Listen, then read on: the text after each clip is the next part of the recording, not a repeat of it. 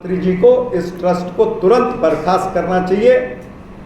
चंपत राय, अनिल मिश्रा, गोविंद गिरी, गोपाल राव, ये सबके नाम एफआईआर में दर्ज होने चाहिए।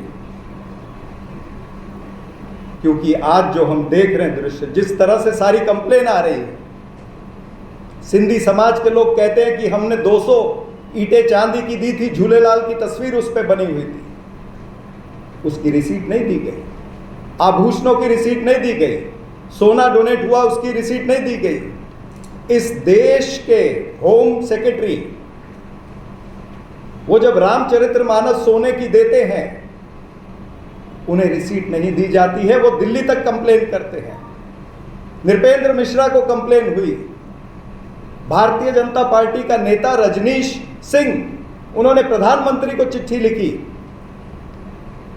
लेकिन इन सभी चीजों को नजरअंदाज किया गया, क्योंकि दाल में कुछ काला नहीं है, पूरी दाल ही काली है। अब सूत्र बताते हैं कि ये जितनी चंदा चोरी हुई है, इसमें से बहुत सा पैसा शेयर मार्केट में भी लगा है, बुलियन मार्केट में भी लगा है। और इसीलिए मैंने कहा कि एसआईटी पर्याप्त नहीं है।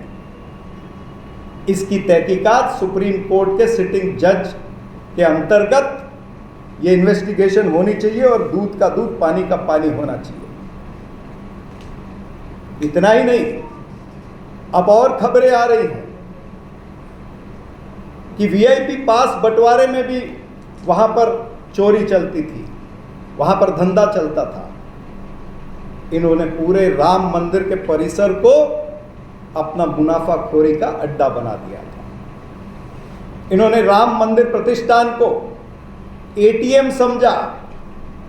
ये एटीएम समझ के काम करने वाले लोगों के ऊपर एक्शन होना चाहिए।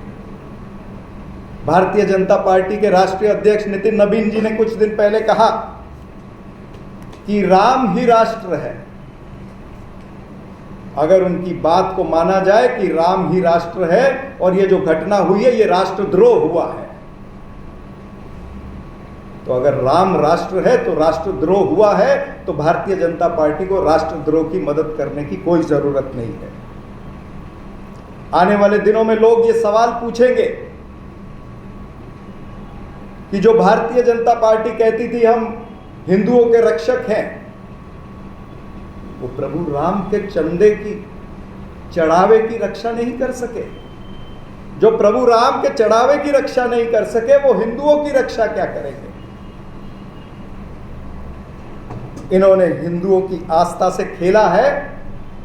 मैं आज ये प्रश्न पूछना चाहता हूं कि 56 इंच का सीना जो है, क्या वो राम धन चुराने के लिए है या रामद्रोहियों को बचाने के लिए? प्रधानमंत्री को खुल करके जनता के सामने आना चाहिए और 100 करोड़ हिंदुओं से माफी मांगनी चाहिए। ये हमारी मांग है। इससे जुड़े हुए कोई प्रश्न होंगे तो आप मुझसे पूछ सकते हैं।